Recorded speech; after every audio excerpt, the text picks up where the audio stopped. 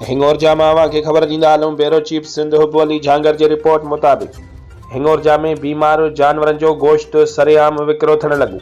बीमार जानवरनि जो गोश्त खाइण करे इलाइक़े में ख़तरनाक बीमारियुनि में वाध थियण जो ख़तरो। इंतज़ामिया उगूर निंड सुतल। हिंगोर में गोश्त जो विकिरो कंदड़ वापारियुनि पारां बीमार जानवरनि जो गोश्त विकिरो करणु शुरू करे छॾियो आहे, जंहिं करे इंसान ज़ात पारां गोश्त खाइण करे मुख़्तलिफ़ ख़तरनाक बीमारियूं पैदा थियण जो पिणु ख़तरो वधी वियो आहे।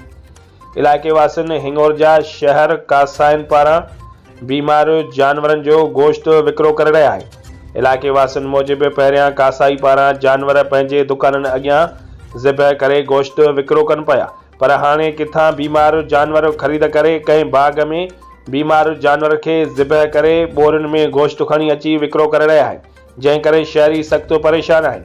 उन्हनि commissioner Sukkur, deputy commissioner Khairpur, assistant commissioner Sobhodero समेत ॿियनि